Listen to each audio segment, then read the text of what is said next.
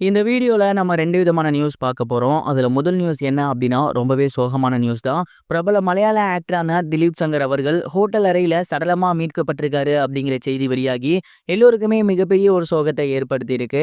மலையாள இண்டஸ்ட்ரியில மிகப்பெரிய ரசிகர்கள் கொண்ட சின்னத்திரை நடிகர் தான் திலீப் சங்கர் அவர்கள். இவரோட நடிப்புல வெளியாகி இருந்த சீரியல்கள் அனைத்துமே மிகப்பெரிய வெற்றி பெற்றிருக்கு. சமீபத்துல பஞ்சானி அப்படிங்கிற ஒரு சீரியல் பண்ணி வந்துட்டு இருக்காரு.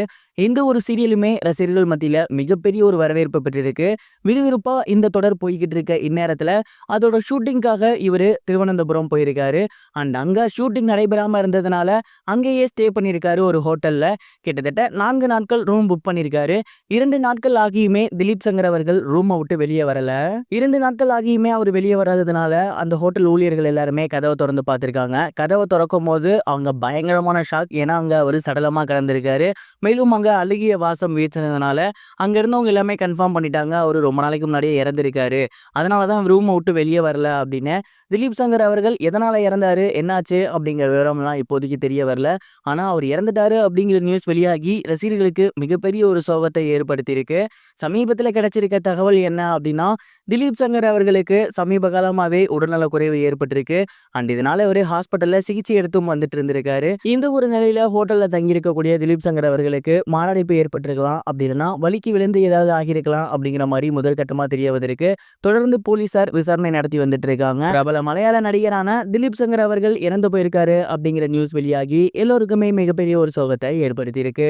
இது ஒரு புறம் இருக்க, பிரபல தமிழ் நடிகரான ஓஏகே சுந்தர் அவர்களுக்கு இன்னைக்கு பிறந்த நாள். அண்ட் அவரோட பிறந்தநாள அவரு ரொம்பவே ஹாப்பியா அவங்களோட ஃபேமிலி மெம்பர்ஸோட ஷேர் பண்ணியிருக்காரு.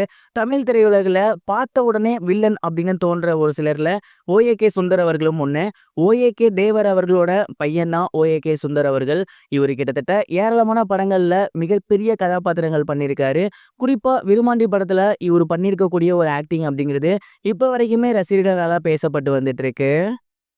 தொடர்ந்து ஏகப்பட்ட படங்கள் பண்ணியிருந்தாரு. குறிப்பா ஹரி அவர்கள் எடுக்கக்கூடிய படங்களாக இருந்தா அதுல ஒன் ஆஃப் த வில்லனா இவரு எப்போதுமே இருப்பாரு. அண்ட் இப்ப சமீப காலமாவே இவரு சின்ன திரையில சீரியல்கள் பண்ணி வந்துட்டு இருக்காரு. விஜய் டிவியாக இருக்கட்டும், கலைஞர் டிவியாக இருக்கட்டும், சன் டிவியாக இருக்கட்டும், எல்லா சேனல்ஸ்லயுமே முக்கியமான கதாபாத்திரம் உள்ள சீரியல்ஸ்ல நடிச்சு வந்துட்டு இருக்காரு. அந்த கதாபாத்திரங்கள் எல்லாமே ரசிகர்கள் மத்தியில மிகப்பெரிய ஒரு வரவேற்பு பெற்றிருக்கு. அண்ட் தொடர்ந்து அவர் சைட் பை சைட் படங்களுமே பண்ணி வந்துட்டு இருக்காரு. சமீபத்துல அவர் ஒரு இன்டர்வியூல கூட சொல்லியிருந்தாரு, விருமாண்டி படம் தான் என் லைஃப்ல மிகப்பெரிய ஒரு டேர்னிங் பாயிண்ட். அந்த ஒரு படம் மட்டும் என் லைஃப்ல வரல அப்படின்னா கண்டிப்பா நான் படங்களுக்காக கஷ்டப்பட்டிருப்பேன். விருமாண்டி படத்துக்காக கமல் சாருக்கு நான் எப்போதுமே கடமைப்பட்டிருக்கேன் அப்படிங்கிற மாதிரி ஓஏகே சுந்தர் அவர்கள் சொல்லியிருந்தாரு. அண்ட் சமீபத்தில் அவர் அறிவிச்சிருந்த பேட்டி கமலஹாசன் சாருக்கு சொல்லியிருந்த நன்றி அப்படின்னு தொடர்ந்து சோசியல் மீடியால வைரலாகவே போய்கிட்டு இருக்கு. இப்போ அவர் ஏகப்பட்ட சீரியல்ஸ் பண்ணி வந்துட்டு இருக்காரு அப்படிங்கிறது நமக்கு நல்லாவே தெரியும்.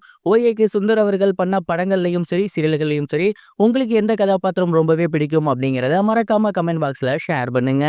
இதுவரைக்கும் கனெக்டிங் டிவிக்கு சப்ஸ்கிரைப் பண்ணனா மறக்காமல் சப்ஸ்கிரைப் பண்ணிக்கங்க. உடனடி அப்டேட்ஸ் பெறுவதற்கு நோட்டிஃபிகேஷன் பெல்லையும் கிளிக் பண்ணிக்கங்க.